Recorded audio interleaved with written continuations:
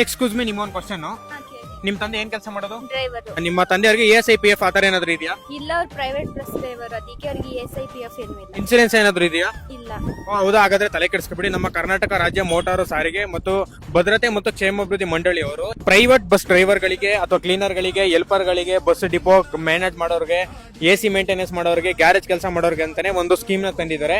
ಇದರಿಂದ ಏನಪ್ಪ ಉಪಯೋಗ ಅಂತ ಹೇಳಿದ್ರೆ, ಇನ್ ಕೇಸ್ ಏನಾದ್ರು ಆಕ್ಸಿಡೆಂಟ್ ಅಲ್ಲಿ ಡೆತ್ ಆಗಿದೆ ಅಂತ ಹೇಳಿದ್ರೆ 5 ಲಕ್ಷ ಕ್ಲೈಮ್ ಆಗುತ್ತೆ. ಅಥವಾ ಆಕ್ಸಿಡೆಂಟ್ ಅಲ್ಲಿ ಏನಾದ್ರು ಶಾಶ್ವತ ದುರ್ಬಲತೆ ಆಗಿದೆ ಅಂತ ಹೇಳಿದ್ರೆ 2 ಲಕ್ಷ ಕ್ಲೈಮ್ ಆಗುತ್ತೆ. ಅಕಸ್ಮಾತ್ ನೀವೇನಾದ್ರು 15 ದಿವಸಕ್ಕಿಂತ ಒಳಗಡೆ ಏನಾದ್ರು ಹಾಸ್ಪಿಟಲ್ ಅಲ್ಲಿ ಅಡ್ಮಿಟ್ ಆಗಿದೆ ಅಂತ ಹೇಳಿದ್ರೆ ನಿಮ್ಗೆ 50,000 ರೂಪಾಯಿ ಗವರ್ನಮೆಂಟ್ ಅವರು ಕೊಡ್ತಿದ್ದಾರೆ. ಅಪ್ಲೈ ಮಾಡಕ್ಕೆ ಏನೇನ್ ಎಲಿಜಿಬಿಲಿಟಿ ಇರ್ಬೇಕಂತ ಹೇಳಿದ್ರೆ ESIPF ಇರಬಾರ್ದು, ಮತ್ತೆ 18 ರಿಂದ 60 ವರ್ಷದ ಒಳಗಡೆ ಇರಬೇಕು. ಭಾರತದ ಇತಿಹಾಸದಲ್ಲಿ ಪ್ರಪ್ರಥಮ ಬಾರಿಗೆ ನಮ್ಮ ಕರ್ನಾಟಕ ಸರ್ಕಾರ CM ಸಿದ್ದರಾಮಯ್ಯರವರ ನೇತೃತ್ವದಲ್ಲಿ ನಮ್ಮ ಕಾರ್ಮಿಕರ ಸಚಿವರಾದ ಸಂತೋಷ್ ಲಾಡ್ ಅವರು ಕಾರ್ಮಿಕರ ಡ್ರೈವರ್ಗಳಿಗೋಸ್ಕರ ಅಂತಾನೆ ಈ ಸ್ಕೀಮ್ ನ ತಂದಿದ್ದಾರೆ. ಸೊ ಈ ಗವರ್ನಮೆಂಟ್ ಸ್ಕೀಮ್ ನ ಯಾರು ಮಿಸ್ ಮಾಡ್ಕೊಂಬೇಡಿ. ನಿಮ್ಮ ಗೊತ್ತಿರೋರು ಯಾರಾದ್ರು ಡ್ರೈವರ್ಸ್, ಕ್ಲೀನರ್ಸ್, ಹೆಲ್ಪರ್ಸ್, ಬಿಟ್ಸ್ ಡಿಪೋದಲ್ಲಿ ಪ್ರೈವೇಟ್ ಬಸ್ ಡ್ರೈವರ್ಸ್ ಏನಾದ್ರು ಕೆಲಸ ಮಾಡ್ತಾ ಇದೆ ಅಂದ್ರೆ ಅವ್ರಿಗೆ ಈ ವಿಡಿಯೋನ ಶೇರ್ ಮಾಡಿ.